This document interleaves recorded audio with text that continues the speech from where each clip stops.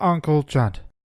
Oi, welcome back to Chunt TV. My name's Uncle Chunt, and look what I just came from. Oh man, what a day. I literally finished work and went to a screening for Tomb Raider, and it's now 9:30 or 20 to 10, and I just got home. So let's get this quick review out of the way, because I'm buggered. Now, if you've played the video game of the reboot series, you'll have the general premise of this film, and I think that's pretty evident as far as the trailers have been. It's definitely a more gritty, kind of grounded Tomb Raider. Definitely nothing like the Tomb Raider series that Angelina Jolie did. That was very much an error of its time. But this one, I really enjoyed it. I went in with a very low expectation. Nothing to say anything else, it's just that it's a Tomb Raider film. It could be very bad, it could be very good. This one kind of, it's above good. Like, it's not average. I thought it kind of, it nailed it. I mean, it's 2.5 hours, apparently. I was surprised. It didn't feel like 2.5 hours. It never kind of had its quiet, kind of drawn out bits where you're like, oh, this scene could probably be tightened up a bit. Didn't have any of that. It went along at a quick pace. I was never bored. Overall, I think it was executed very well. If you think of the first game in the reboot series condensed down to 2.5 hours, there's a lot of omissions. It's not an exact retelling of that game. I'm not going to spoil anything. Like, this is a non-spoiler review, because I actually enjoyed this one, so I don't want to ruin it. Alicia Vikander did a smashing job as Lara Croft. I think those of you that are a fan of the new reboot series, or just Lara Croft in general, will be very pleased with her portrayal of Lara Croft. She's very rough and ready, in a positive way. Usually that means something negative, but in this film, the only thing I will say is that she seems to be more tough, more strong. There's still a vulnerability to her, and that's something I really liked in the rebooted games. Like, she was not weary of the world. She wasn't worn. She was this aspirational woman wanting to go on an adventure and fell out of her depth very fast and had to climb right back up again. This one, she's already kind of down in the dirt, kind of on the rough side of life, and that just continues. I think that might have been actually a missed opportunity. Like, that was her already, so she didn't really have that much of a. There was a character development with her in this film, but I think it could have benefited a bit more had she have been more of a not naive to the world, but just not as strong-willed and rough and tough, ready to rumble as she was already established in the start of the film. I think it just would have made a better kind of character arc to the end of the movie, if that's where she came from. But she was already there. She can roll with the punches already, or at least trying to.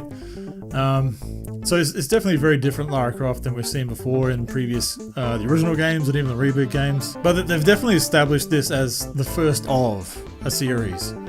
So I think that's why they kind of wanted to establish her, not relatively quick, but not have such a climb to go. Like, it was gradual, and there was one there, but I think now, like, by the end of it, it definitely kind of sets up that she's established, I guess, as the start of the Tomb Raider that we know.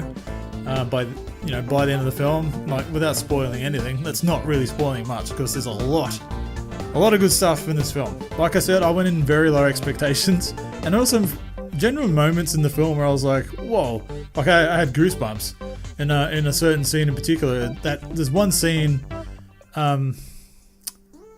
it was a key scene of conversation when the first reboot game came out about certain confrontation with reality. I can't really say it without saying it, without spoiling it, but the way they handled that particular scene was done very well, and that I really enjoyed that scene. It was pretty damn well handled and real, to me anyway. I thought it came across very well. One thing I will say is that the discrepancies that you might have had with the actual game, leave them at the door, because I found myself about quarter way through the film or halfway through having to just tell myself this isn't the game. Like, it's a retelling. Leave all that stuff. I should have left it all at the door at the start, but I eventually got to a point in the movie where I was like, nah, just cut off and just enjoy it for what it is. And it was a far better experience for the latter half of the movie. It's definitely a good like, you know, standard solid adventure flick. I don't think it's going to set the world on fire, unfortunately. It's a good romp, it's a good fun, it's a solid movie, like really solid.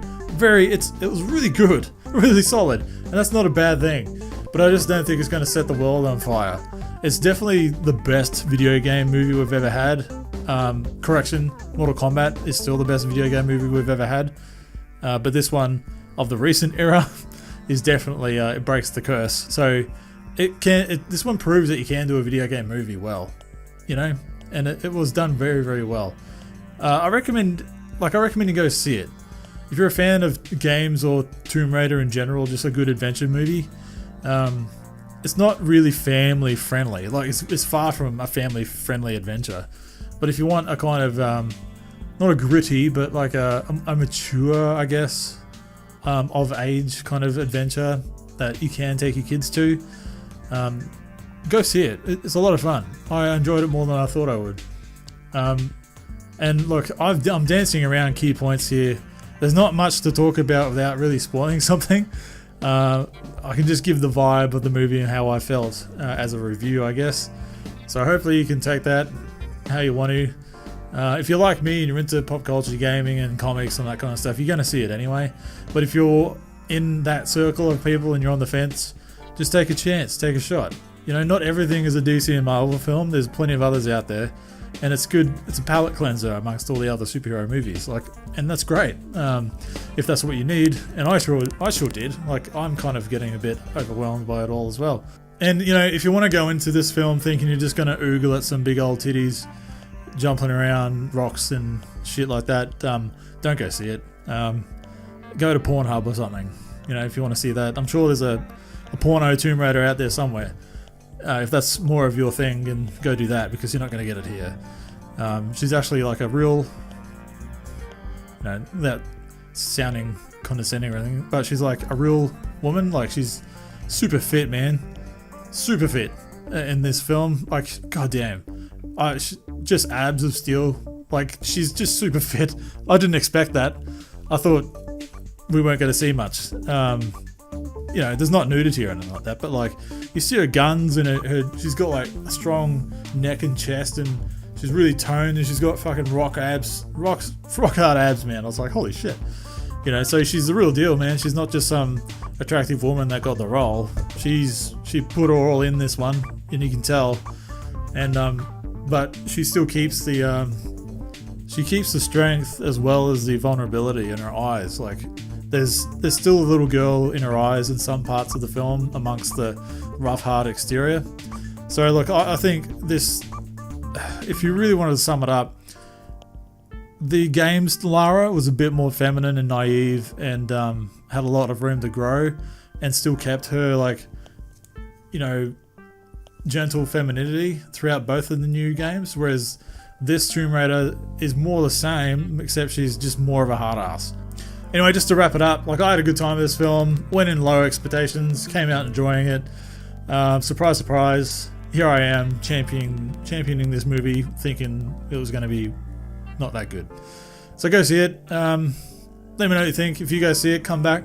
Let me know what you think in the comments below. And follow me on the social things. Subscribe if you haven't already.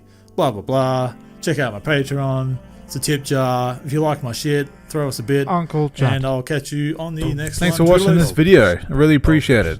If you haven't already, please subscribe and check out some of my other recent videos. Have a good one.